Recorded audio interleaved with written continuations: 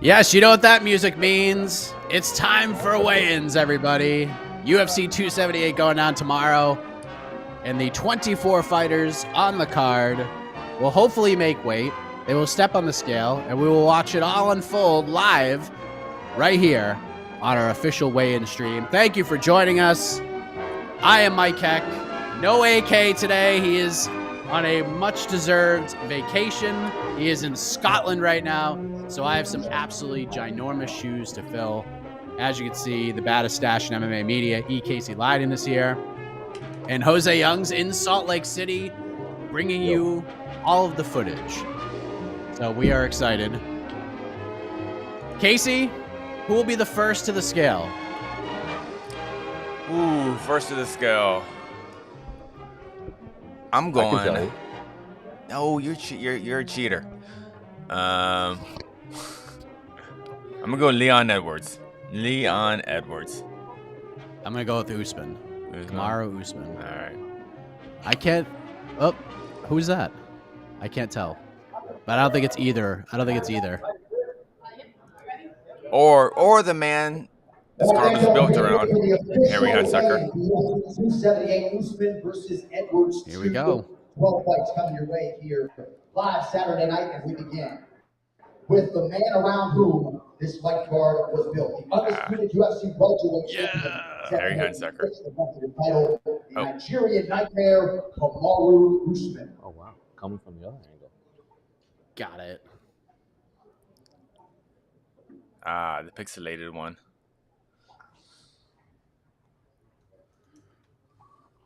So, apologies for the internet connection, but I'm assuming Kamaru Usman isn't that pixelated in real life, but that's just how it goes right now. 170, the official weight for the champion, Kamaru Usman.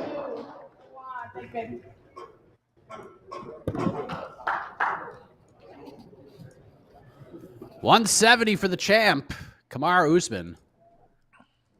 Man is in tremendous shape, as he has shown all week long. Another man on the mark for his first UFC championship opportunity, the number 2 ranked UFC welterweight contender, Leon Rocky Edwards. I was only off by 1. Here comes the challenger, Leon Edwards.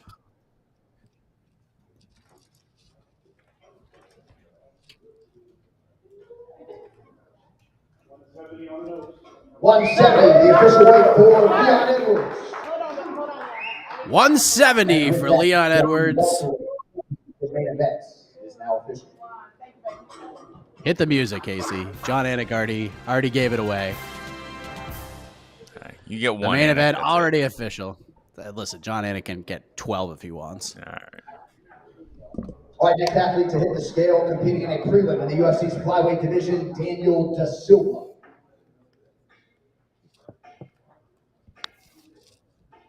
Going to the bottom of the card now. What do we know about Daniel Da Silva? Daniel Da Silva. I do not know very much about him. Well, he's a flyweight. So as Jed likes to say, this is probably going under 2.5 rounds. He is 126 for Daniel Da Silva. He is looking for his first octagon victory. He has had some pretty tough competition early on. He fought Jeff Molina. All right, next fight to the scale, we stay in the flyweight division as we welcome the 11th ranked contender, Amir Al-Bazi. And also Francisco Figueiredo. He was finished in both fights. Takes on Victor Altamirano tomorrow. Looking for that first UFC win. Can I borrow this for a second? I'll get right back. I just want to see if my audio. Yeah, I will go ahead and say it's a must win for Mr. Da Silva. You're probably right about that. And here comes Amir Al-Bazi, a guy a lot of people are excited about in this flyweight division.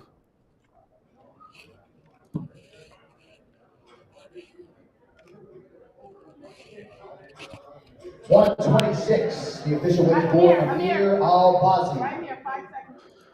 126 for Amir Al-Bazi.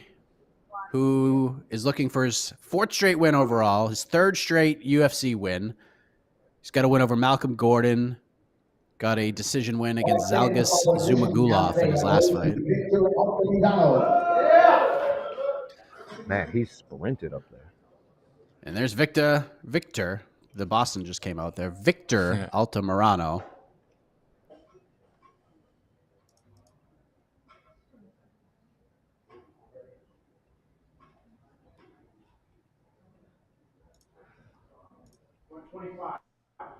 $125, the official weight for Victor Altamirano. 125 for Victor Altamirano, and just like the main event, the first fight of the night is now official.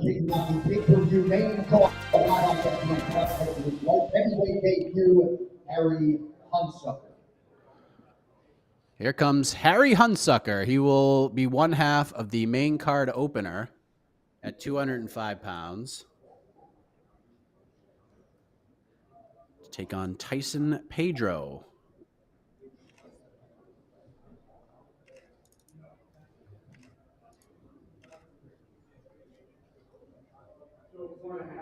$204.5. The official weight for Harry Hunsucker. Under the championship limit for Harry Hunsucker. Taking this very seriously. 204.5. It's just one of the best names of all MMA. He doesn't even. I see he has a nickname, the Hurricane. He doesn't need a nickname. He's Harry Hunsucker. Of course, Harry Hunsucker, the biggest underdog on the card.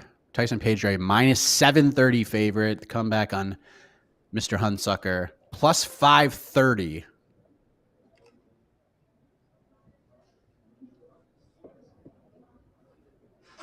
And here comes the brother of the current UFC flyweight champion, Francisco Figueiredo.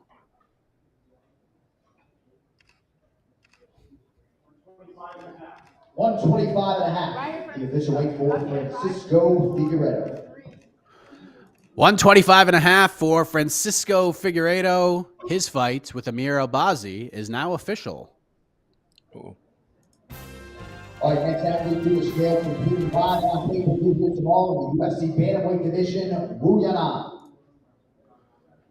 Oh, back to Hunsucker. I forgot this is his light heavyweight debut, correct? His first 2 fights were at heavyweight. You would be correct.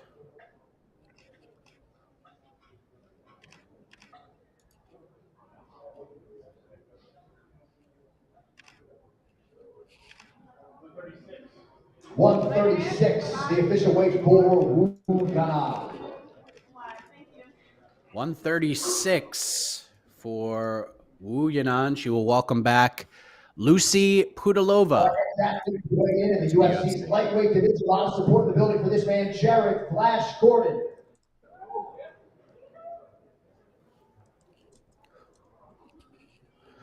Here comes Jared Gordon. He's made a lot of headlines this week due to his media day. Oh, I really appreciate that honesty from him. There was a lot of truth in it. 155.5 for Jared Gordon. 155.5 for Jared Flash Gordon. He will take on Leonardo Santos. The oldest man in lightweight division. In the UFC welterweight division, Ange Loosa. Here comes Ange Loosa, who, if you watch BTL yesterday, Evan Elder, member of the UFC lightweight division, picked this one out as his low-key banger for the card as he takes on AJ Fletcher. Guy who's trained with Dustin Poirier for a lot of his career.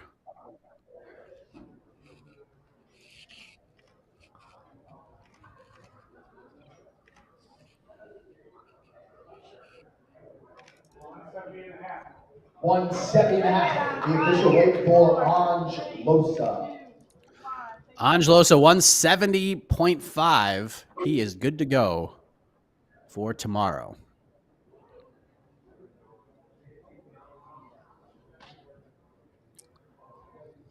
I remember he's coming off that tough loss to Laziz. Laziz, yeah.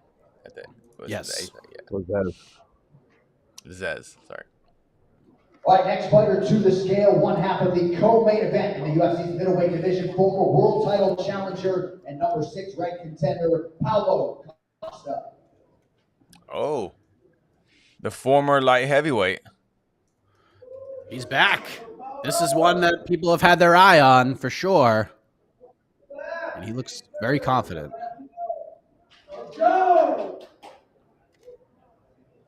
206.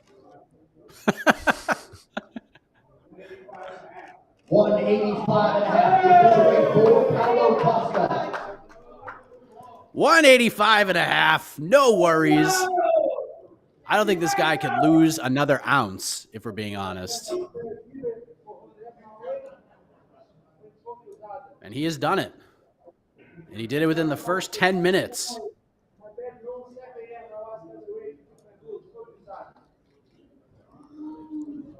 Is he speaking in Portuguese? I can't. Yeah.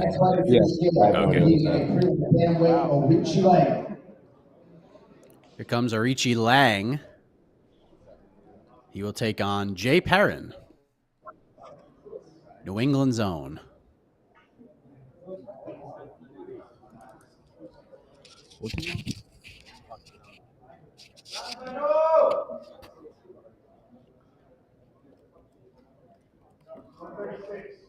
$136 for Arichi Lang. 136 for Arichi Lang.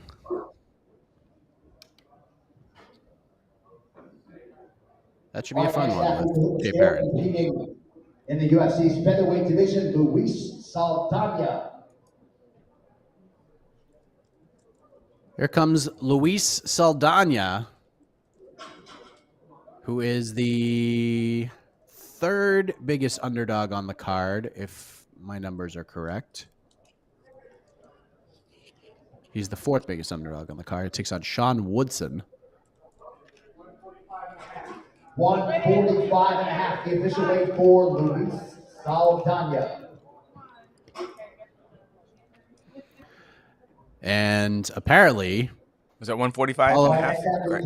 Yeah. Go back to the welterweight division as we say hello to AJ Fletcher. here comes AJ Fletcher. Apparently, Paulo Costa said F USADA after making weight. More headlines. I wonder if they woke him up at 4 a.m. or something. Nope. Oh, just Yeah, in general? They took my blood. Just in general? Just Took his blood. 170.5 for AJ Fletcher. 170.5 for AJ Fletcher. His fight with Ange Loosa is now official. Our next fighter, 248 in the UFC's bantamweight division, Jay Perrin. Here comes Jay Perrin.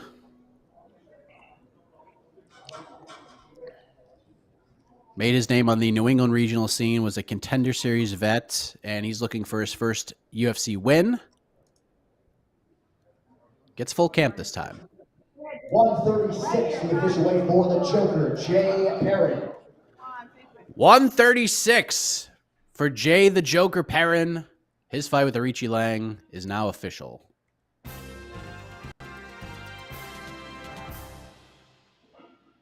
I remember Jay Perrin just taking his time up there. Just, Yeah, I remember Edge and Christian used to do a 5-second pose. Jay Perrin is going to do like a 60-second pose. Hey, he's earned it. He has earned it.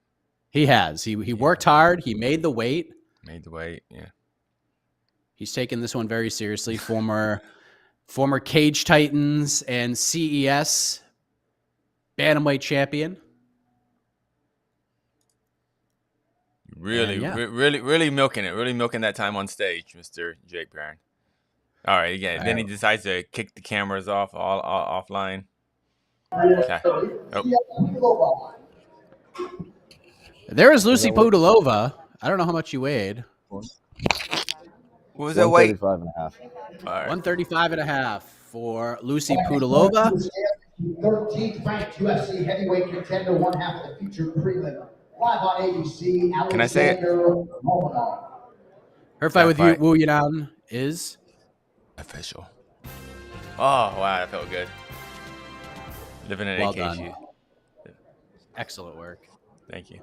Whoa, that is a man. Look at that man. There he is, King Kong. 239 and a half, the official weight for Alexander Romanov.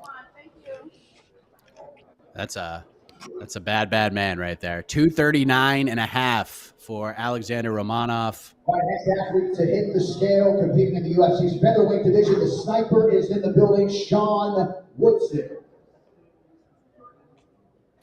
Here comes Sean Woodson, and here come the landscapers. Decided they just come earlier and earlier. I don't understand. I think they come every day for you. They just It's sit around, look at they have a YouTube subscription feed, and they're like, oh, they're live. Send over the leaf blower. 146, the official weight for Sean Woodson. 146 for the sniper, Sean Woodson. His fight with Luis Saldaña is now official. Our next fighter to the scale, competing in a featured bout live on pay-per-view in the UFC's bantamweight division. The number 6 ranked contender, Mareb Dvalishvili. Here comes the machine, Mareb Dvalishvili, finally getting his opportunity at a big name. He will take on Jose Aldo tomorrow night. This is the Intercontinental title fight of UFC 278, folks. I wouldn't really say it's a big name, but I think this is a big platform, rather. I think the fact that he's so high up on a pay-per-view card, I think that's what the big deal in this. I think the Mariah's fight was... The official weight for Mareb Dvalishvili. 136? 136 for Mareb Dvalishvili. He is ready to go. Yeah.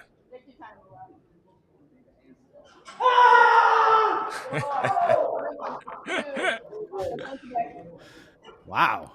And look at him. He's ready.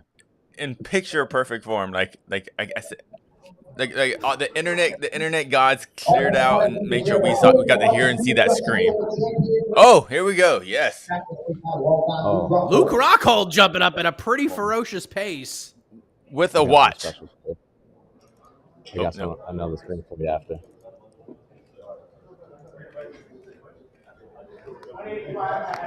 $185.5, the official weight for Luke Rockhold.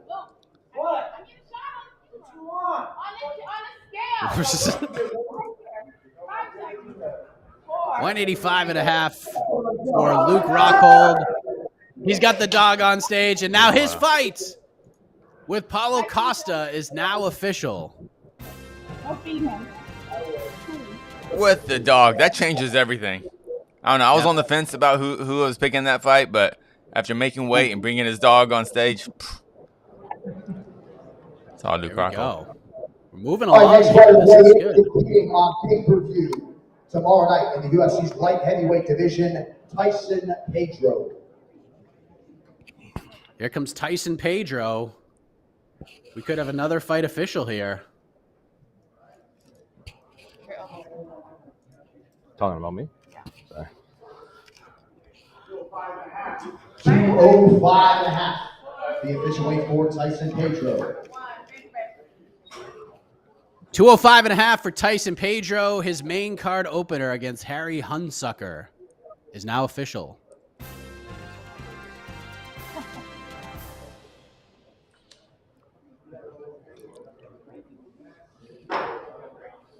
Are we getting our first breather here? We all but 3 fighters have weighed in. We're just waiting on Jose Aldo, Marcin Tybura, and Leonardo Santos.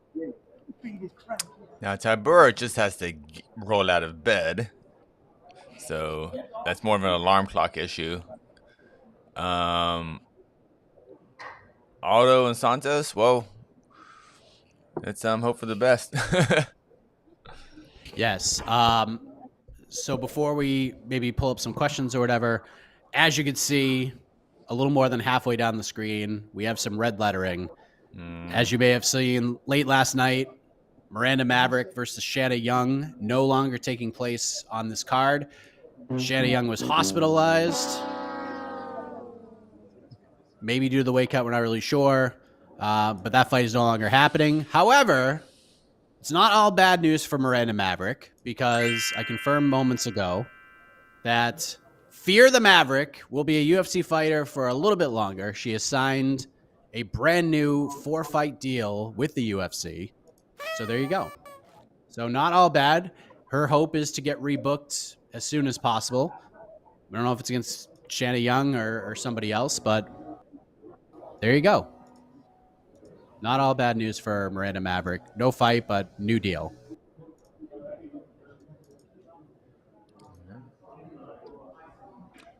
While we wait for our next fighters, I'm going to show a quick replay. Let me bring it up here. Replays. Here we go.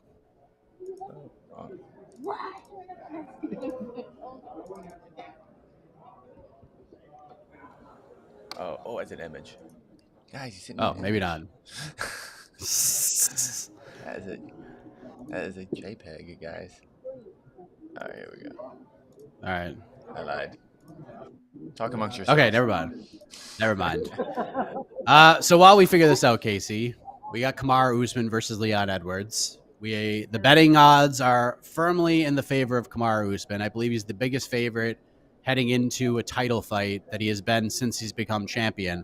Taking on Leon Edwards, who finally gets his shot, his first fight back in well over a year.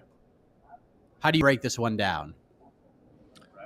Wait, okay, we got to now we have the replay up. Hold on. All right, so we'll hold that thought. There we go.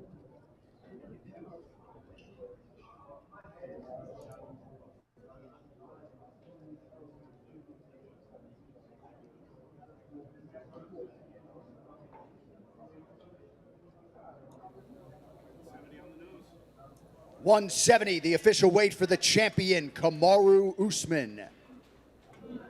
Shredded.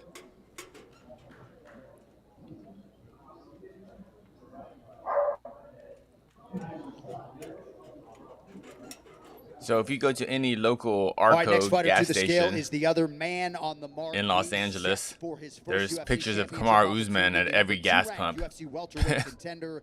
Oh, really? Yeah, for Monster Energy. Get that money, son.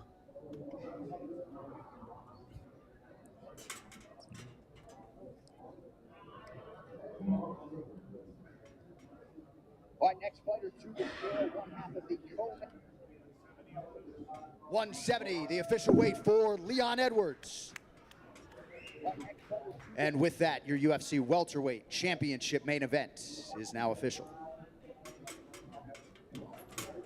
All right, well, there we saw the main event weighing in. First and second fighters to weigh in. There we have it. It's amazing how this happens every time. So the good news is we won't have any landscapers here for the preview show. That's fantastic. But they're right. I mean, they're literally leaf blowing right outside my garage. It's unbelievable. The luck that I have on these Friday shows. It's unreal. So we are still waiting. Jose Aldo. Mareb Dvalishvili made weight. We're waiting Marcin Tybura. Alexander Romanov made weight. Jared Gordon waited at 155. We are waiting his opponent, Leonardo Santos. And that's it. Everybody else has successfully made it. And this is an interesting question. And this was actually the title of Heck of a Morning this morning. The question is, if Luke Rockhold wins, he deserves a title shot. Izzy needs more dance partners if he gets past Alex Pereira. I completely agree with this. If Luke Rockhold, I don't even know, like, as long as the fight is somewhat enjoyable, like if he goes out there and just bolts Paulo Costa, that's one thing. But even if it's like an all-out war for 15 minutes and Rockhold wins a split decision or something, and Adesanya beats Pereira in November, there is... I mean, we absolutely live in a world where Israel Adesanya's first title defense of 2023 will be against Luke Rockhold, right? Absolutely. It makes total sense. Mostly because, just Izzy has gone through the division. I can't think of. Am I missing somebody? Am I missing a name that would almost make more sense? If Strickland beats Cannonier, that might be the only thing. Oh, that's yeah. That'd be the only one. Like, yeah, I think if Rockhold really has to put up, it has to be like more. It has to be almost like a Derek Lewis, Francis Ngannou type victory for Rockhold not to get a title shot. Yeah. That I think he gets it over Strickland for sure.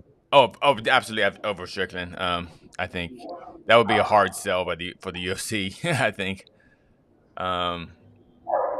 Yeah, this is high stakes for Luke Rockhold. High stakes. Yeah, and on the other side, it's high stakes for Paulo Costa because he's one of these fighters that is betting on himself. It's the last fight of his deal.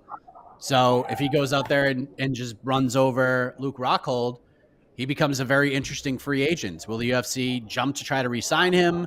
Will there be some sort of negotiation fun going on between the two sides? So there's a lot at stake here. I don't know if Paulo gets a title fight. Probably not, because we just saw that one not that long ago, and Izzy just destroyed him. But he will enter free agency after this fight no matter what. So if he wins, it should be a fun time watching the Paulo Costa versus UFC negotiations unfold.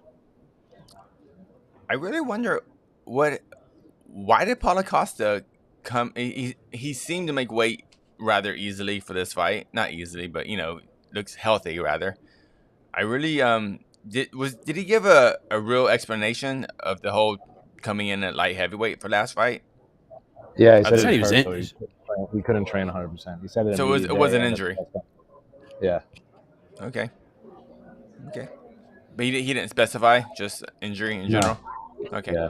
Well, that's good news. That's good news for him. Yeah. As expected, both guys in particular have. This is the most intriguing fight on the whole card. Oh, here we go. Here comes Marcin Tybura.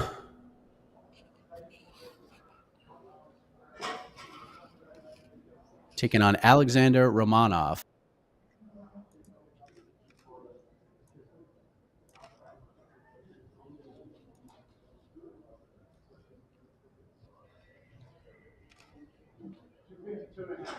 $252.5, the official weight for Marcin Tybura. 252.5 for Marcin Tybura. His featured prelim heavyweight bout with Alexander Romanov is now official.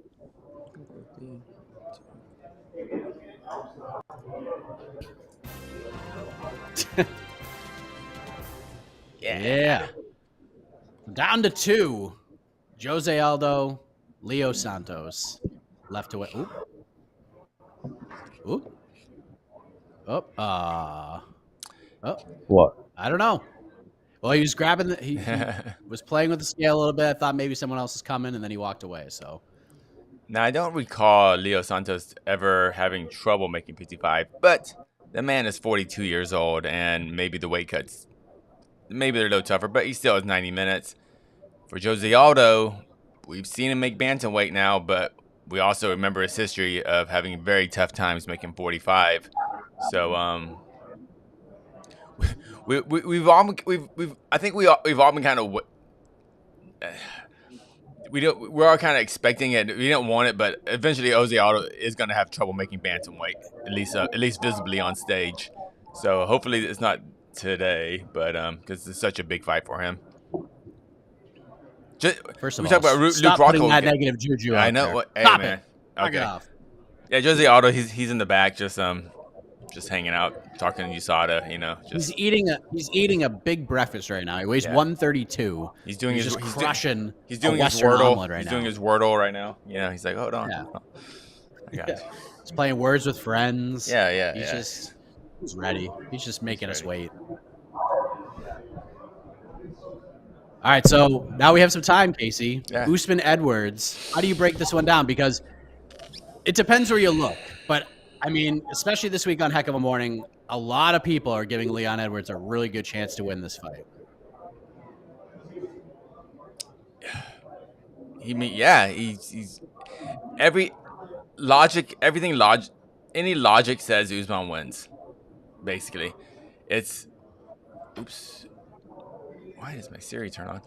It's Edwards has he made the improvements has he made the defensive improvements to keep this fight upright? Do we assume if this fight stays on its feet for 25 minutes that's Edwards' only opportunity to really win the fight? Or are we thinking if Edwards is put on his back a couple of times that he can still win this fight? I mean, the offensive advantages for Leon, if there even are any, are certainly with the striking. Like Usman, like he's a better striker than Kamaru Usman. There's no doubt about it. Like if we're going like technique for technique, Leon is the better striker here. There's no debate about this. The problem is Usman has the power that Leon just does not. Like Leon isn't a big finisher. He's not a big powerful striker. Usman is a very fundamentally sound striker, but he doesn't have like the full-on technique across the board that Leon Edwards has.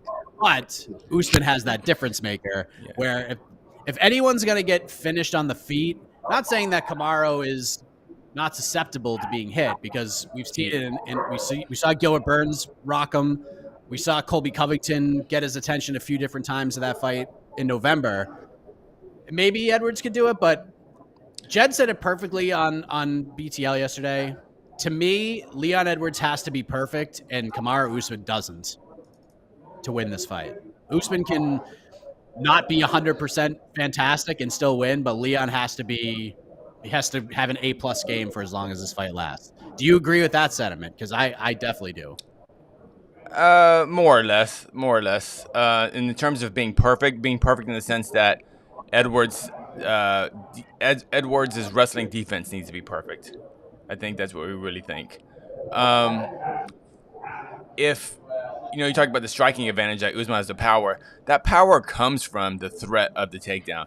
So if Usman can really establish that, if Edwards can really establish that Usman can't take him down, or it's going to take a lot of energy for Kamaru to take Leon down, then that really negates Usman's power. Because I think actually Masvidal said it really well in one of his post interviews after the fight. He was like, "Oh, we just weren't thinking about, we didn't put serious thought into the threat of Usman's power because we were just worried about the takedowns." But now that we know that's out there, I think Edwards' camp is ready for that. And Edwards, like, I'm trying to think back in my memory of him. Who's the guy that's hit him the hardest? Was it Nate? I mean, it's very possible. And Nate hit him a bunch. If Leon fought really well against Nate for a while, but if you go back and watch his past fights, there are certain moments where, I'm not going to say he took his foot off the gas, but maybe there's defensive lapses and he can get hit. And Nate hurt him like deep into that fight. And Nate cracked him a few other times on the second half of that matchup as well. And if Usman is able to land cleanly on Leon Edwards like Nate did, it's going to be tough, man. They're two totally different strikers. They're just two different strikers. I just think it's a very good fight. I think it's going to be super competitive. Oh, man, I haven't made my official pick yet, but to me, Usman has to keep this fight ugly to win this fight, and he can keep it ugly to win this fight. That has to. He can. But I think this is gonna be unlike any other recent fight that we've seen of Usman. This won't be like the Colby fight, obviously. It's not gonna be like the Masvidal or the Burns fight. I think we're gonna see something a different. It's just gonna be a different fight from Kamaru Usman to fight Leon Edwards. I'm hoping we don't get the first fight for 25 minutes, though. I think that's what everyone's kind of, because the first fight was pretty forgettable. Was it a dominant wrestling performance, pretty much? Yeah. Yep. It was nothing you really want to go back and watch. Even when they show highlights of like their past performances, they don't really show any highlights from the first fight because it was just kind of like, okay, we saw it. It was one of those fights literally we watched, and not maybe if you didn't think Usman was going to be a champ at that time, you probably watched it, and 2 days later you completely forgot you ever saw it. One of those fights. Are they even advertising this as a rematch? Really? Yep. I don't know. I don't even feel that way. Part of the story. It's barely part of the story. It's not like Stipe DC rematch or anything like that. It's not like, or GSP Sarah. it's technically a rematch, almost kind of like like Valentina versus Liz Carmouche. That was technically a rematch, but we didn't really see it that way. And I think that fight was so far in the distance that I understand why. And the first fight was just, it was that the what was it, the 30% Usman, as Dana White called him. Yeah, this. I mean, you can see it on the board behind. They got the number 2 next to them. Yeah. And I know in the cold open, Ron Perlman says looking for revenge when talking about Leon Edwards, but I know that sort of plays into this a little bit, like maybe more so on like the mental side of things that, Usman fought this man already and beat him. And on the flip side, Edwards is like, all right, I already lost to this guy. But that was 7 years ago. And while it matters, at least in the context of the story, I don't look at that fight really that much when it comes to breaking this one down, because both guys are just remarkably better than where they were 7 years ago. Like even Leon has said, like, I didn't know how to wrestle at all heading into that fight. And Kamaru, just his wrestling game is unbelievable. Like, that's all he needed. He didn't need to strike to win fights. He could just take dudes down and just suffocate them for 15 minutes. And he did that over and over and over again. And now just cross training a little bit, heading out to Denver and working with those guys, working with the coaches he's working with now. You could definitely see his striking has gotten a lot better, but he's just so good at just the basics of striking. He's excellent at, but it's nothing flashy really. I mean, he hits hard. He's got power. He's got good technique, but he's a fundamentally basic striker, but he does that so perfectly well. Like a lot of the fundamentals are the best, especially when you watch GSP sort of improve during his run, and you saw a lot of his striking, especially with the jab. Like, you could see the improvements Usman is making with the striking each and every fight. Like, that jab is a big weapon for him. It was in the Colby fight. It's a big weapon in a lot of his fights. But now he's fighting a guy in Leon who he's a bigger guy. He's a bigger guy. You could see when they face off, like Leon's got a little bit of range on him, and Kamaru's got shockingly good range for a guy that's not as tall as Leon Edwards. But man, like, this is an interesting fight on paper. Like, I know a lot of people sort of shrugged it off after the Nate Diaz fight, but I think the more you look at it, especially the Bilal Muhammad fight, even though we didn't get a huge sample size. Yeah. The Bilal fight, I mean, I thought Leon looked tremendous until the eye poke. He had an awesome first round against Bilal, who that win, and that, not even a win, but because it wasn't a win, it was no contest, but that first round, seeing what Bilal has done since then, has aged really, really well. Yeah. I think the UFC treated it as a win, even though it's not technically a win. I think the matchmakers looked at it as a win. And basically that's kind of what that 5 minutes of Leon Edwards versus Bilal. I think that's why we think this will be a competitive fight, or at least that's what the sell is. If Leon didn't look that great in those first 5 minutes, we would be like, okay, this is Usman's he can win any way he wants, basically. But those 5 minutes versus that Edwards had in there with Bilal, I think really puts a question mark on who's gonna win this fight, to me, or at least it gives a strong argument to both fighters.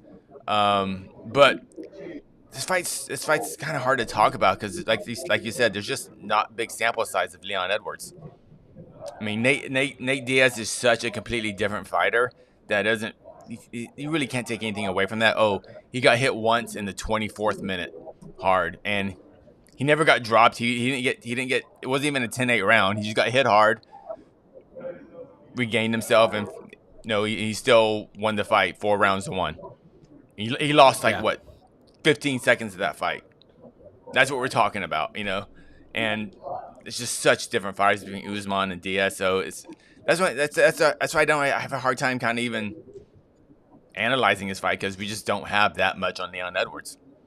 We know he's good. We know he has an incredible win streak, but as far as the improvements he's made, we had that 5 minutes versus Bilal, and he beat Nate Diaz pretty handily.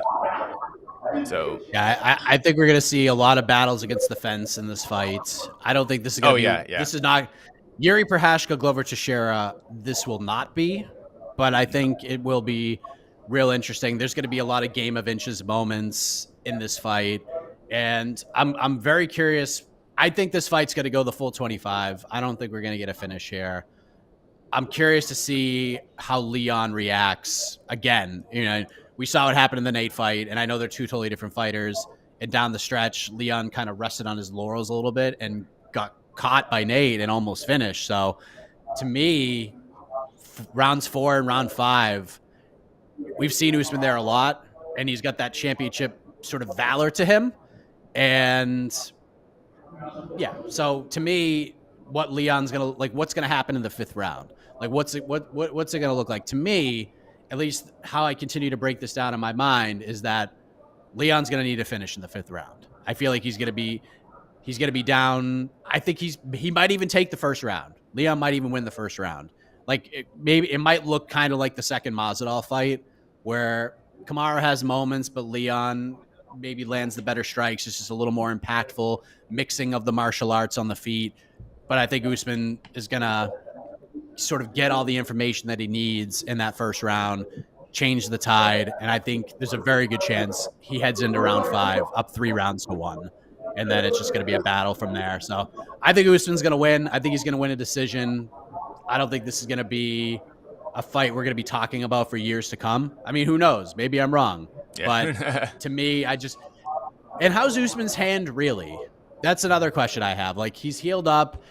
We thought he'd be back maybe a little bit sooner, but I feel like that might come into play a little bit in regards to Usman's game plan. I think we're going to see a little more of a wrestling heavy approach, but it feels like every time we say that about Usman, he doesn't do that at all and just strikes the entire fight and looks damn good doing it. So yeah, I think Leon's going to have his moments, but ultimately I think Usman's going to win a competitive yet pretty obvious decision, maybe a 49-46. Are you thinking like Usman Masvidal 1 type of performance?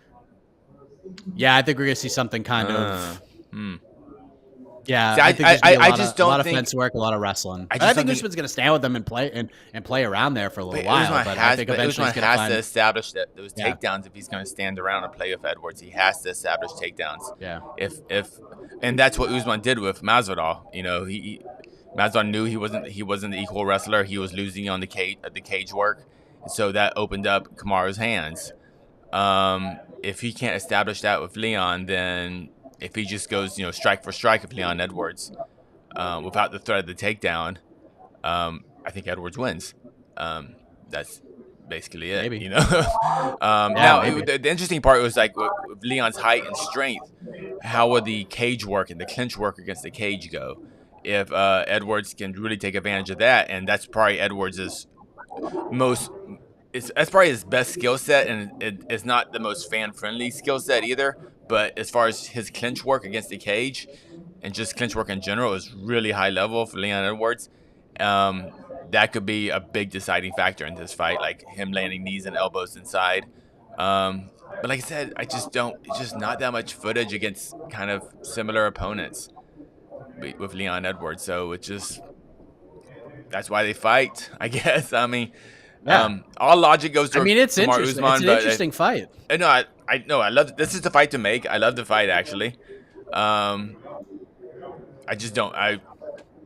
We just don't have that much footage recent footage of Leon Edwards, and that's just due to COVID, bad timing, injuries, unfortunate eye pokes, and fighting Nate Diaz, which was a good fight at the time, but doesn't really carry over as far as any sort of analysis, I think, for the Usman fight. Yeah. And there's very high stakes here too. Very high stakes, because every fight Usman has from here on out has very high stakes, because he said a lot of things. His legacy, his resume means everything to him. And for all the things that he wants to accomplish for the rest of his career, he can't lose. Like, he cannot lose this fight. Now, if he loses to Chimaev, maybe that's a different story. But if he loses to Leon tomorrow, everything he's worked towards is gone. Like, it goes away. We saw how quickly everybody turned on Amanda Nunes after she lost to Juliana Pena, but all the 205 talk, the greatest of all time talk, me being the greatest welterweight of all time talk, all of that goes away if he loses to Leon Edwards. And for Leon's side, this is it. Like, this is it. Like, if he's going to be a world champion, he's got to win tomorrow, because there's the chances outside of just some craziness happening in this division where they need somebody to fill in on short notice. This is Leon's shot. This is probably his only opportunity to fight for a world title. Fair or unfair, that's probably what we're looking at here. So Leon's first, probably only chance against the legacy that Kamaru Usman is continuing to try to build. Oh, I think there's much more pressure on Leon Edwards in this fight in terms of his whole career. Yeah, for Kamaru Usman, there's a lot of pressure in terms of will he make that $10 million payday to fight like a Kamaru, to fight, even a big UFC fight, that those giant John Jones, type of paydays. He needs to win. I don't agree with he loses at all. Oh, if Kamaru Usman loses, he gets a rematch with Leon Edwards. That's what most likely going to happen. If Leon Edwards loses, then he's just that guy always in the top 5 who the matchmakers hate putting on cards. I don't know. If Leon Edwards loses, he is not getting a title shot anytime soon. But I think for Kamaru, in terms of like his legacy, I want to be the greatest ever. Okay, if he loses, then he can sell this as, oh, that was my Matt Serra moment. I'll get it back next time. That's what I feel. I feel. I mean, obviously the Canelo fight that goes away and things like that. But I think Usman can have an off night and still be considered one and still have a chance to to surpass GSP in terms of all-time greats at welterweight. I think it depends on how you look at it too. Mm-hmm. It depends on how you look at it too, because our voices mean something, but the fans' voices and their views mean a lot. And I'm not saying fans are turning on Usman, because I don't think they are. I think they recognize how great this man is.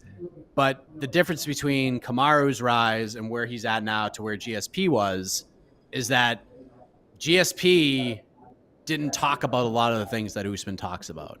GSP had confidence, but he also, and I'm not saying Kamaru is not a humble guy, because he is. Kamaru is trying to sell pay-per-views and make money, so 100% that's what he's trying to do.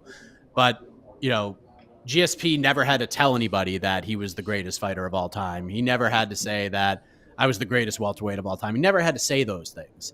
Usman says it a lot, and I don't blame him for it, by the way. Mm-hmm. He should be saying those things, because that's how you convince people. People were on the fence. You say those things. That's the type of thing that can get you off the fence onto your side. Yeah. But it also leaves you open to criticism if you do have a bad night. Let's not forget that UFC 251. Remember the reaction to Kamaru Usman after 251? The first Masvidal fight. Do you remember that? He was just the boring fight. He was the boring guy. He's a boring champion. And then all of a sudden he goes out there and just bolts Masvidal, and he bolts Gilbert Burns. And then he has the fight of the year performance. Yeah. Then he has the Colby fights. It's crazy how opinions skew so fast. In this sport. I 100% agree with that. Yeah. Now, if Usman loses, now we're talking a bunch of ifs right now. If he loses, you kind of compare this to Amanda, how people jumped off the Amanda Nunes train when she lost, but Amanda Nunes was still the heavy favorite coming into the rematch of Pena. Yeah, you're right. You're right about that. Yeah. So I mean, I don't believe they jumped off that much in terms of, maybe they just jumped off in the sense that, oh, Amanda Nunes she can't be inconsistent, which we kind of already knew. We kind of just forgot we kind of just assumed that wasn't part of. She kind of outgrew that, I guess. But if Usman loses twice to Edwards, though, that changes everything. I honestly think if he loses this fight, I don't think that means that's not the end of the world for Usman. I think it just makes a one hell of a trilogy fight. Yeah, it's more money for Usman, that's for sure. Yeah, but it also takes an even bigger fight off of the table, at least for the time. Yeah, obviously the two of going to light heavyweight, or even going to, say, if Pereira beats Izzy, like Usman. I think it was that what Jed said on BTL. If the more likely scenario is, imagine if Alex Pereira beats Izzy and then Usman wins tomorrow night, then Usman going to 85 against Pereira will. Two. Who's the other one? Yeah. Santos. I disagree. I do disagree with Jed because on one thing, not that Usman couldn't go up to 185 and fight Pereira, but he's saying essentially there's no chance essentially that the UFC would run that one back between Pereira and Adesanya. I completely disagree with that. The UFC would absolutely run that one back, 100%. Oh yeah. Even though he's 0-3 technically in combat sports against Pereira, there's too much money on the table if Pereira goes out there and just knocks out Israel Adesanya, and Adesanya trying to come back. It was this first freaking loss at 185. Like, you have to run that one back. There's too much history there. Yeah, I agree. I agree with that too. Unless, and Usman, it's not like the UFC is gonna go, okay, who's gonna fight for cheaper, Kamaru Usman or Adesanya? I think both of them are gonna want hefty paydays. So I definitely think Izzy. What? But these are a lot of ifs right now. So that's the main event. We'll talk. Jose and I will talk more about that on the preview show. But this co-main event, Casey, has become. Real quick, people are asking. Okay. So Shanna Young was hospitalized late last night. No particular reason why. We assume it's probably weight cut related. At least that's what Miranda thought. So that fight is off. Miranda's hoping to get rebooked ASAP, and she lost the fight, she signed a new 4-fight contract with the UFC. I confirmed with the source close to the situation right before we went on the air, as a matter of fact. So tough for Miranda Maverick in terms of short-term gain because she's not going to be able to fight, and she had a very good chance of winning against Shanna Young. I know a lot of gambling enthusiasts are bummed that this fight is no longer happening because a lot of people saw a lot of value on Miranda Maverick finishing Shanna Young because that was at plus money, which was kind of surprising to a lot of people. But all in all, it actually works out okay for Miranda because now she's going to make a few more bucks and she's got a new 4-fight deal with the UFC. So this is technically supposed to be, from what I understand, the final fight on her deal, sort of the betting on yourself kind of fight. And turns out the UFC was like, hey, this sucks, but here's this new contract and you can have it. And she said, okay. And she has it now. So good on her. Hopefully Shanna Young is doing okay and she could be back in there soon. And I know if it's up to Miranda, she'll get back in there sooner rather than later as well with the new deal. So good for her. And they're not saying that they're going to run this back either. Maverick might get a new opponent, right? Yeah. This fight really was just, I don't know, it didn't make too much sense to me. It was a great fight for Miranda, but I think they'll just run it back with whoever the UFC feels fit for Maverick. Doesn't necessarily have to be Shanna Young for this fight, I think. Yeah, let me see. I know who did she call? She called out some folks on Instagram. I think she called to run it back with, let's see, what's this supposed to say? She called out, she said Molly is already booked. So she asked Macy Barber to run it back, and then she asked Joanne Calderwood if she wanted to fight. And Joanne is going to be out for a while, so that fight's definitely not the Barber happening. fight. I like the Barber rematch. It's not necessary right now. Barber's not a UFC fighter right now. Barber's free agent right at the moment. She has not been re-signed yet. Yeah. Yep. Right, so that's a good point. So, well, if they re-sign her, I think they're going to re-sign her. Yeah. But I don't think they'd be like, hey, Macy, I got an idea for you. Let's re-sign you, and your first fight could be against somebody you already have a win over, and it wasn't that long ago. Even though a lot of people feel like Miranda won that fight, it's a win on Macy's resume. Yeah, it's a win on Macy's resume. She went on and got a couple of wins after that. She just beat Jessica Ai, who was ranked in the top 15 at the time, no matter how you feel about it. So for her going back and fighting an unranked fighter, it's just not a lot of upside to that. So I don't think that's the kind of fight that's going to get Macy to just grab a pen as quickly as possible. I think it's more in the UFC. If they're going to invest in Macy, I don't think they'll put her back in there with Maverick if they're going to re-sign her. If this was like maybe Macy's last fight in her contract, but since it's going to be a new contract, it won't make sense from the UFC's perspective for Maverick Barber too. So yeah, I have to look at the standings, but there are lots of good fights from Miranda Maverick right now. So sure, yeah, I thought the Molly McCann fight made a lot of sense, but they gave Molly even a tougher fight than Miranda. So good on Molly, I guess. Yeah. Let me see something. What We did I got just questions. see here? So we're still waiting on just 2 fighters, Jose Aldo and Leonardo Santos. All right, so Paulo Costa just tweeted out, thanks to our man Jose Youngs, who put it in the Slack. Paulo Costa tweets out, F the boss of USADA who sent their agents this morning at my sleep room, 6 a.m. to take my blood out. I was cutting weight, very dehydrated, and they want to take my blood. F those guys. I've never been caught by USADA test. I don't need this. FS. I didn't do the tweet justice. Go check it out. That is wild. I get the whole we want to test him in the morning because of the cycling, whatever steroid cycling or whatever. But you can't do that in the morning of the weigh-ins. That's just It's 6 a.m., man. That's rough. at the morning of the weigh-ins.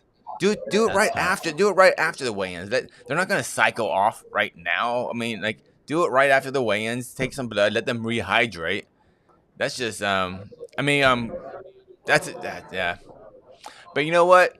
Hey, fighters, sit at a table, collectively bargain that stuff, and have a seat at the table, guys. Don't stop letting everyone else dictate your careers. That's all. I mean, we can go back to that whole thing, but yeah, I talk about that way too much. Yeah, I know. Morning. I understand. Yeah. But yeah, in the morning of the weigh-ins, because Volkanovski, when he had that situation, that was the morning of the fight, correct? Not the morning of the weigh-ins. Yeah. I've never in Abu Dhabi. I've never heard the morning of the weigh-ins. That's weird. Yeah, when you're miserable and dealing with all that. But speaking of Paulo Costa, this fight has gotten extremely interesting, has it not, with Luke Rockhold? I mean, we talked about what's at stake potentially for both guys, but just on a pure fight perspective, like looking at it from a stylistic perspective, Paulo Costa hasn't had a win in 3 years. Luke Rockhold hasn't fought in 3 years, hasn't won in 5. And we know both guys are very talented, but both have some question marks in a lot of different ways. So this fight has definitely become the quote unquote people's main event. It's just 100%. It's the most intriguing matchup on the card. Way more intriguing than it probably should be. But here we are. Paulo Costa, Luke Rockhold. What stands out to you? It's got very high stakes. What stands out? It's just, what Luke Rockhold are we getting?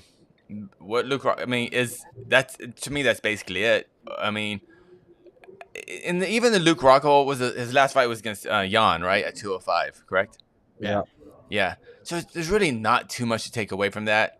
It was 3 years ago. He went up a weight class against a guy at the time that we didn't see as the future champ. We just saw Jan Blachowicz as a good 205er.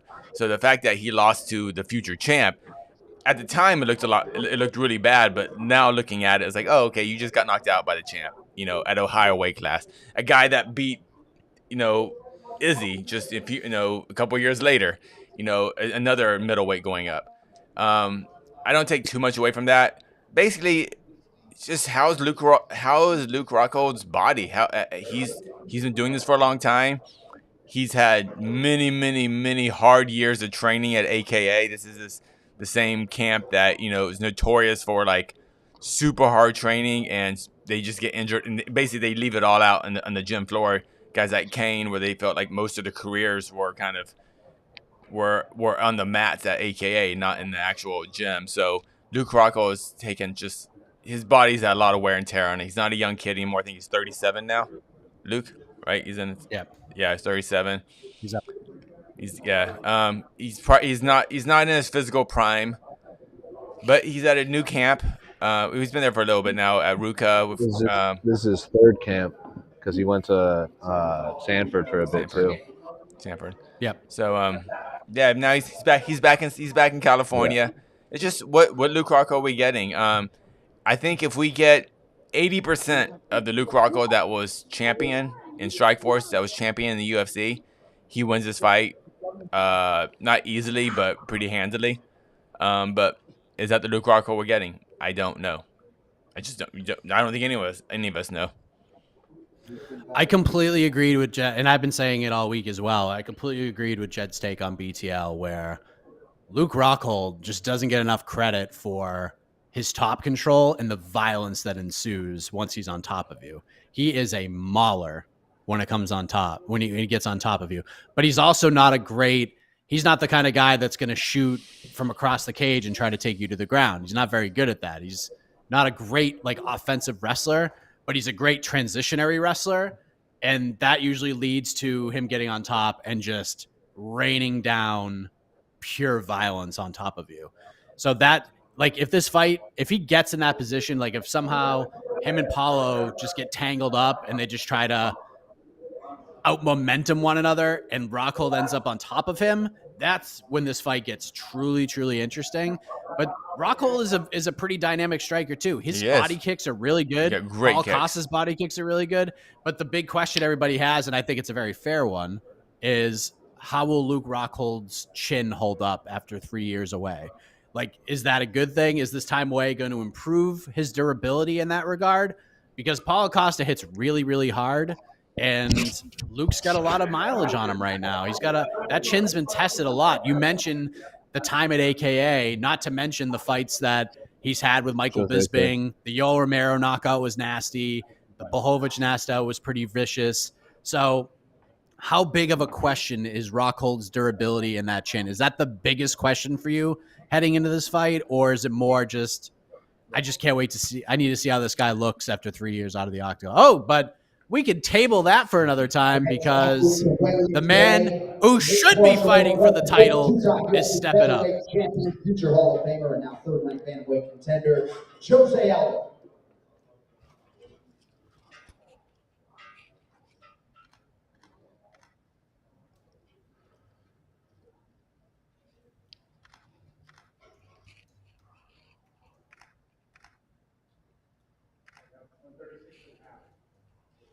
Uh-oh.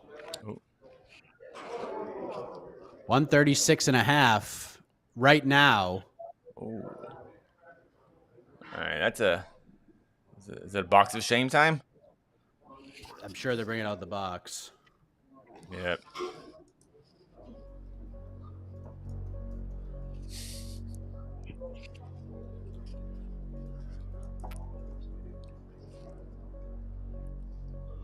So right now he is half a pound over. So let's see.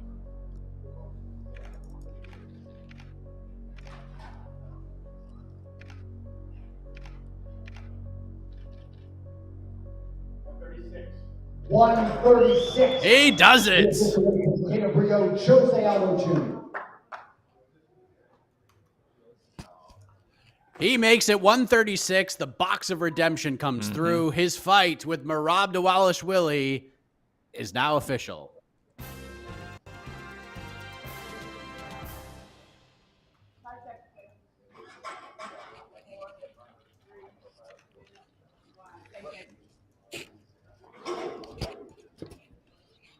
That has got to be one of the biggest mysteries in all of high-level MMA is Jose Aldo always having trouble to make 145, but yet seemingly no real issues making 136 or 135. Well,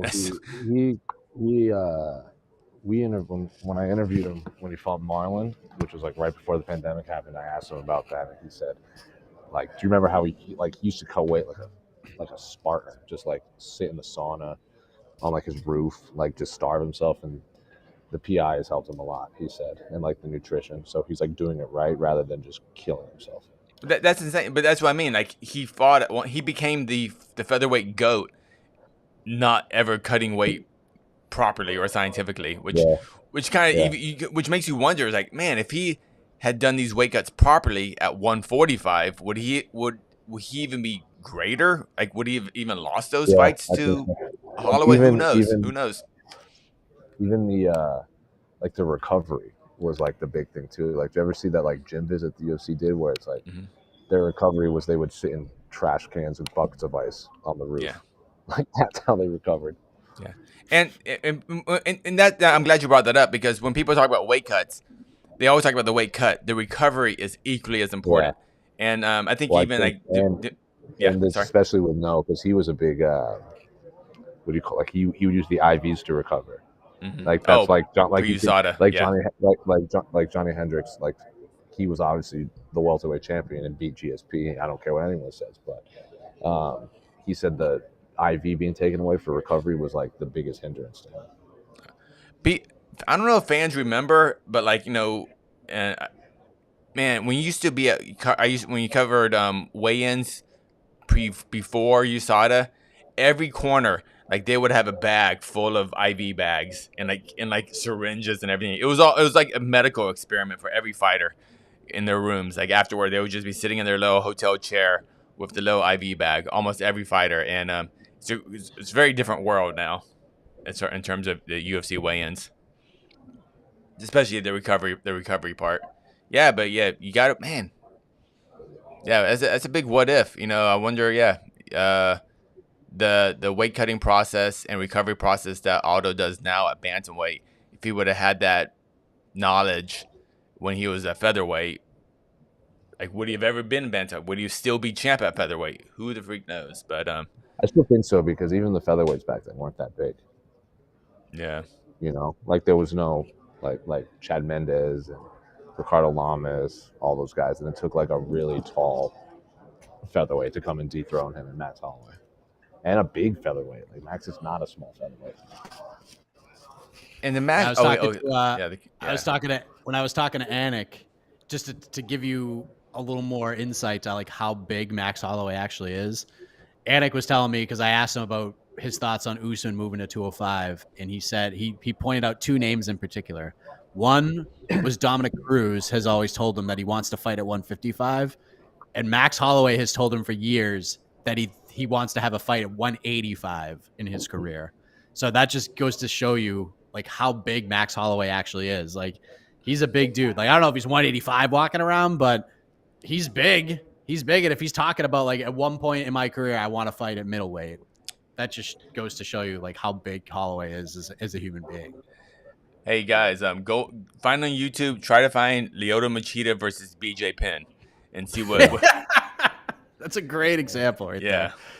That's a great example. And the fight was competitive too. It was competitive. It wasn't a one-way traffic. It was a competitive fight, but talk about guys who are very good at a certain weight class going up like 3 weight classes more. Let me ask you about this, because we just saw Jose Aldo make it on the second attempt with the box. He's fighting Mareb Dvalishvili. I know you're not a big MMA gambler. You more focus on how fans are like viewing certain fights. You go to Tapology and be like, and look at the percentages that way. But I do like your reactions to betting lines, because you're usually stunned by them and you don't really have any idea of what's going on that aspect. But right now, according to DraftKings, use code the MMA Hour and get a little something, a little bonus, if you will. Mareb is the favorite, minus 135. Comeback on Jose Aldo, who I believe opened as the favorite. The line is skewing a little more towards Mareb. The comeback on Jose Aldo is plus 115. Are you surprised that Jose Aldo, who many feel should be fighting for the belt right now, is the underdog to Mareb Dvalishvili? Yeah, I am surprised. Not that Mareb, this isn't a diss at Mareb. I just think Jose Aldo has a very good track record of beating guys like Mareb, guys who are gonna not necessarily the best stand up. No, if Mareb had like maybe more dangerous stand up, but I mean I guess Mareb just seems like a less dangerous but higher cardio version of Chad Mendes in a sense. And Marlon put it on Mareb before he just gassed out. Mareb survived. Yeah, and I think if they fought 10 times, I don't want to say 9 out of 10 times. I think Marlon wins, but I think there's a very high percentage chance that Marlon wins a lot of those fights.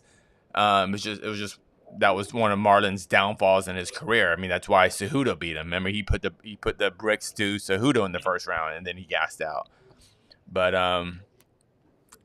Jose Aldo doesn't gas out. That's the thing. He's very smart with his energy in fights, and that's why this fight is very interesting. I am picking Aldo. I am surprised at the line. And talk about just weird. I was going by the Tapology picks. If I go by Tapology, I would assume Aldo was like a minus 200, because 70% of fans are picking Aldo to win, even though he's a significant underdog. And this is very unique. I rarely see someone like this. No, not really. Well, Yeah, Mark doesn't want to say hi to you, Casey. Oh, good. I don't want to talk to him either. He hates you. Yeah, I don't talk. I don't talk to scumbag journalists. Yeah, he doesn't talk to scumbag journalists. Too soon. I didn't actually read the article though. Don't mind you. So. Just read the headline. I just read the headline. I was joking. It was a fun interview. I was joking. So shout out to Marco Mundi. ESPN This fight is a great fight. I think it's the right fight for Mareb. I still believe Jose has done enough to fight for the belt, but I mean we're here. We're a day away from him fighting somebody else, so I'm not going to die on that soapbox at this point. I know, but if this fight was TJ Dillashaw versus Mareb, I'll be so much more hyped. I don't know why, because like we get to see Aldo and TJ Dillashaw versus Mareb. I think is an awesome fight too. But yeah, you're right. I don't want to focus on things that aren't going to happen yet. We're here. Yeah, you mentioned one thing about how Aldo is able to conserve energy. And what we've seen through most of this bantamweight run is that he is able to do that, especially in 3-round fights. He is a tremendous 15-minute fighter. 5 rounds, I would pick Mareb. I feel good saying that because I feel like eventually Mareb's going to make him work. The longer the fight goes, I think it favors Mareb. I'm not saying, like, we watched the Yanan fight. Aldo was very competitive in that fight for the first 2 rounds. And then Yanan started to take over. And Aldo was definitely huffing and puffing in the 4th. And he just ran out of steam in the 5th. Not to mention Yanan was putting it on him. So that's on top of it. I'm not saying that Aldo gassed out in that fight at all. I just think the pace Yanan put on down the stretch, I think it would take a lot of guys out. It would zap a lot of gas tanks, not just Jose Aldo's. But I feel like this is how I see this fight, Casey. Go for it. I feel like if you're a Jose Aldo fan, you're going to enjoy thoroughly the first 8 to 9 minutes of this fight. I think you're going to sit there and be like, see, you're going to look at your buddies on the couch who picked Mareb, and you'll be like, I told you, dude. I told you. He's piecing this guy up. Mareb isn't able to get him down. This is what's happening. And then I feel like that same person come round 3 is going to be sitting on his hands, freaking out because the tide will turn. I don't think Aldo's going to like gas out, but I definitely think he's going to be huffing a little bit in that Salt Lake City air. Now, it's not Denver. It's not Mexico City. This is not sea-level Kane type of conversations we're talking about here. But I think it will have a little bit of an effect down the stretch, especially if Mareb is able to get some momentum in that second round, especially down the end. Because I feel like this is a type of fight where Aldo is going to look real good for a while. And there's a very good chance, by the way, that Aldo could knock Mareb Dvalishvili out inside of 2 rounds. Because Mareb has shown, as good as he is, as that pace that he puts on, he has shown, Marlon Moraes fight included, that he is very hittable. He gets hit a lot. And if Jose Aldo hits you, it's a whole different ball game because he can keep doing it. He just needs that one shot. He can be technical and just kick you in the legs over and over again and pick you apart with boxing. But as Rob Font saw, the man only needs one to really change the momentum and can change the tide. And Mareb's chin is wide open a lot. He gets a little reckless with his own striking. But I see a world where Aldo looks great early. I just think at some point through 15 minutes, Mareb is going to be able to land a couple of takedowns. I don't think he's going to be able to land 15 takedowns, but I think maybe the end of the second round, heading into the early third, I think Mareb's going to get him down. And then Mareb's got really good top pressure, and he can crack when he's in that position. So I think it's one of those fights where I think Aldo's going to have to hang on to win, but I think he's going to look real good early in this one. I talk a lot about how one of the most underappreciated skill sets that we don't talk about is fighting tired, and Mareb has that. Mareb is a goat in terms of fighting tired. When guys are exhausted, Mareb, like if you made every fighter here run up this mountain 10 times, now fight, Mareb would be the GOAT. He would be the champion because he's just that guy that can just keep going and just keep working and beating the crap out of you when you're both at like running on fumes. That's what Mareb, that's what he's so good at. obviously, yeah, like you said, but that first, and Marlon Moraes is almost the reverse. The first 5 minutes, he's like just like a GOAT status level striker. Now, if you get past that, then obviously Mareb will take over. Aldo isn't the same fighter. Marado is really much more steady. He has much more steady decline as far as like output as he gets tired.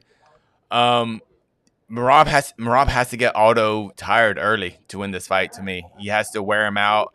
He has to hit him. He has to get him down. He has to beat him up on the ground a little bit. I very unlikely Mareb can actually finish Aldo in the first 2 rounds.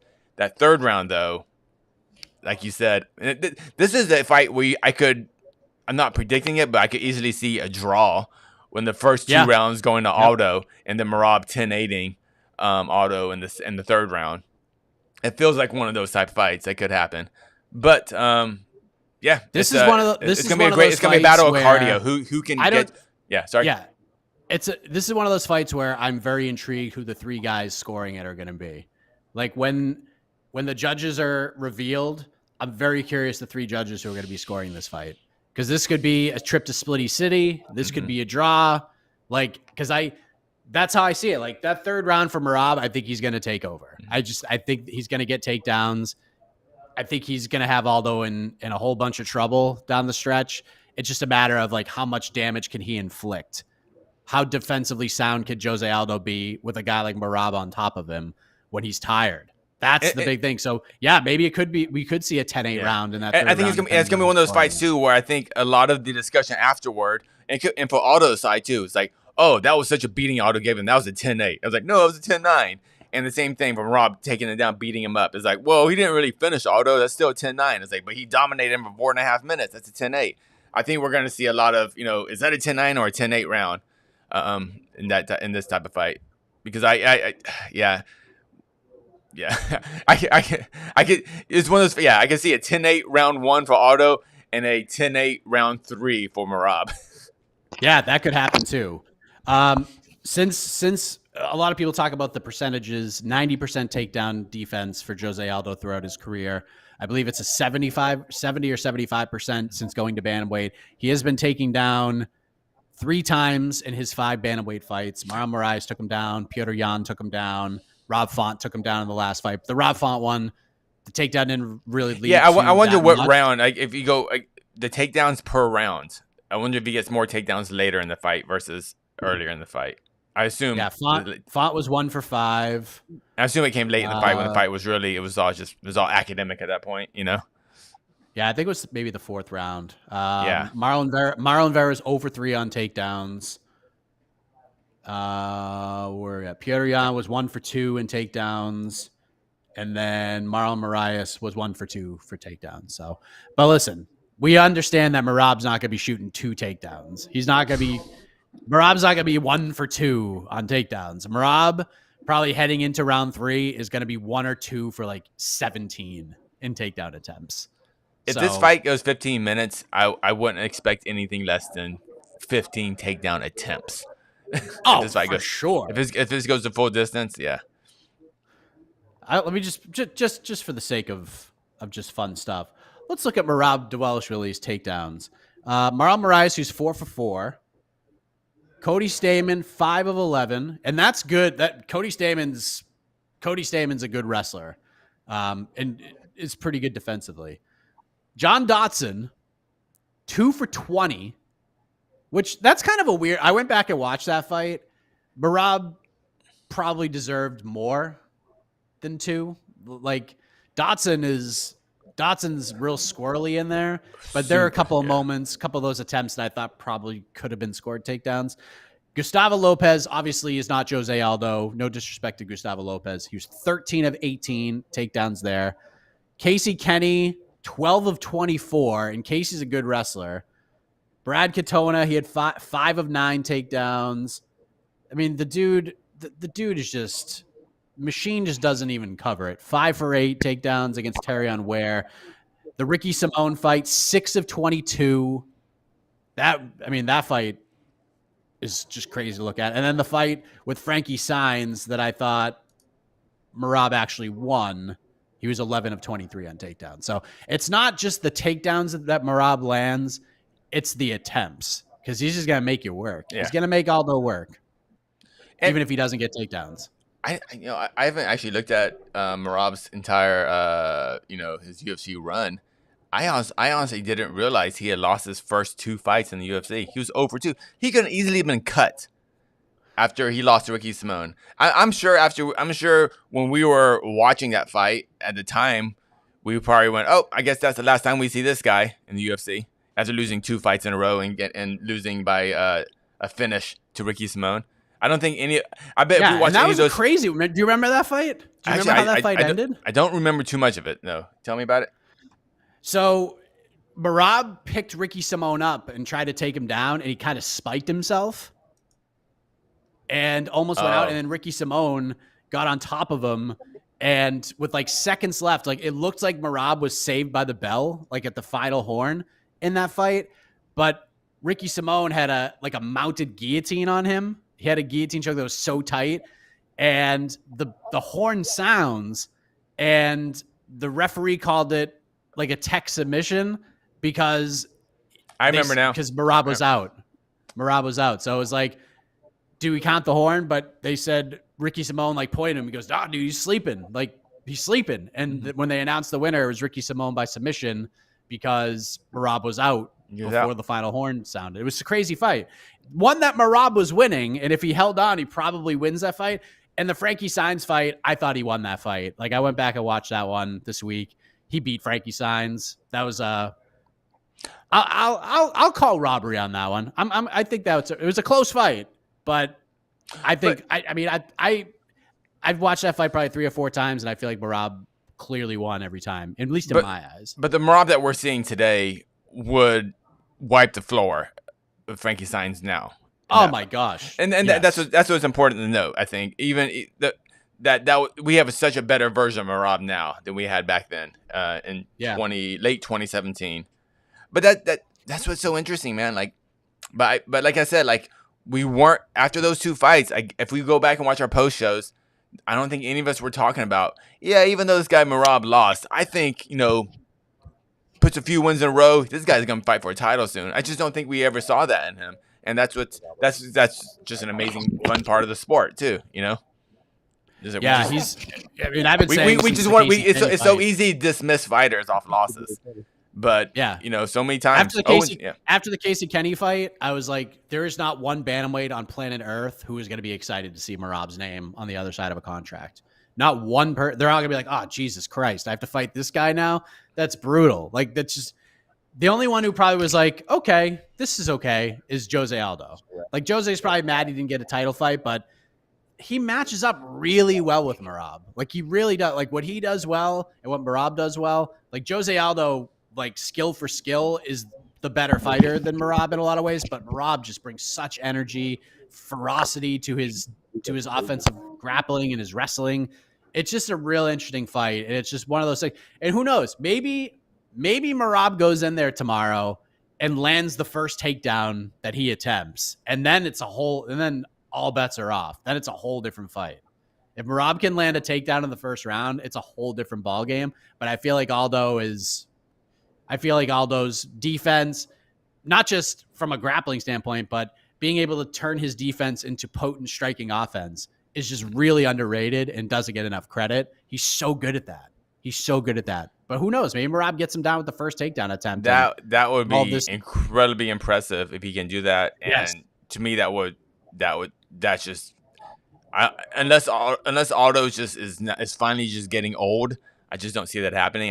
If Mareb dives in for those legs that early, he is going to eat a vicious knee, I feel. But hey, that's why they fight. So we got about 37 minutes to go for Leonardo Santos as he prepares to fight Jared Gordon.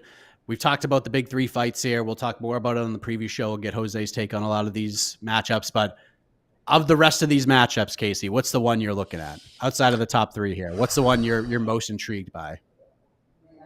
Not because I think it's going to be a competitive fight, but Romanov. Just freaking Romanov. Marcin Tybura. What is he? What do we have him ranked at? What does the UFC have him ranked at? He's got to be top 10, right? Do we have him top 10? We have Romanov number 13. No, Romanov's 11 on ours. Tybur's 13 on ours. Okay. I have Romanov. I don't know if I have him ranked the highest out of all of us, but he's in my top. We got the box.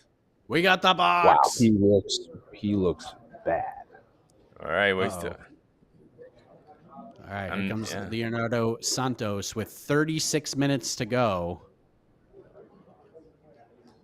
I feel if he's coming in now, he's oh boy. Oh boy. All right, our final athlete to weigh We might be down to fight. Lightweight division, Leonardo Santos. Boy, he's walking a lot better than I thought he was going to, but still, That's only 5 feet you had to walk right there. He's already all right.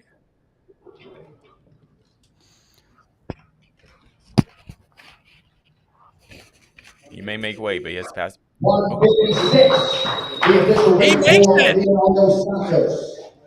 156 for the grizzled vet, Leo Santos. His fight with Jared Gordon, much like the rest of the card, now official.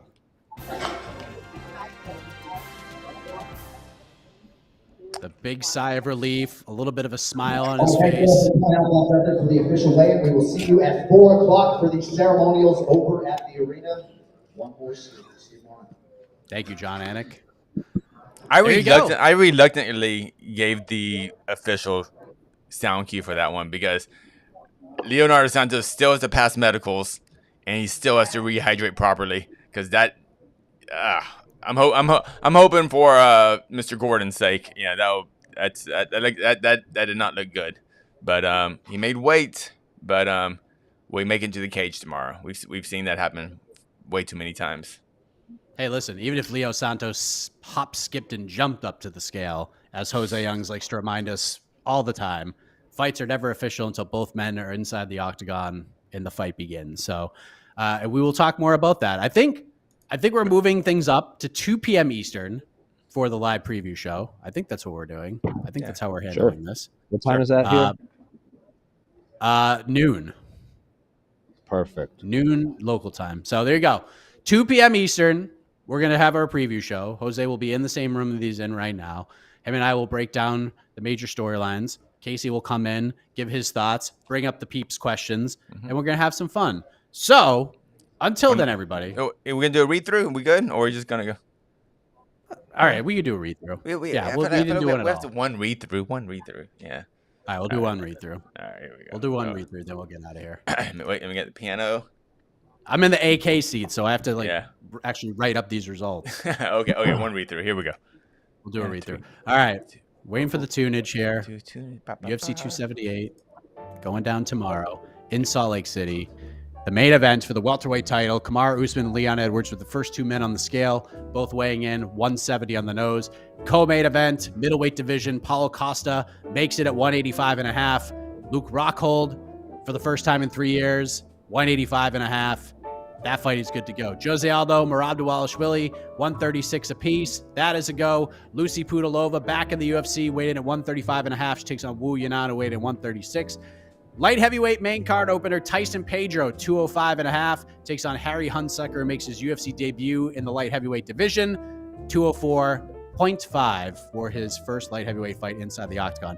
Featured prelim on ESPN and ABC, Marcin Tybura weighed in at 252.5. Takes on Alexander Romanov, who weighed in at 239.5. Jared Gordon, 155.5. Taking on Leo Santos, who we just saw make weight at 156. Sean Woodson, 146. Taking on Luis Saldaña, who weighed in at 145.5. AJ Fletcher, 170.5. Taking on Ange Loosa, also weighed in at 170.5. Amir Al-Bazi, 126 for his flyweight matchup with Francisco Figueiredo, who weighed in at 125.5. Bantamweights, Arichi Lang, 136. Takes on Jay Perrin, also weighed in at 136. And kicking us off in the flyweight division, Victor Altamirano, 125. Takes on Daniel De Silva, who weighed in at 126 pounds. So there you go. There's your roundup. There's your read-through. We are ready to get on out of here. So for Casey, for Jose, I am Mike Heck. We'll see you at 2 p.m. Eastern for the live UFC 278 preview show.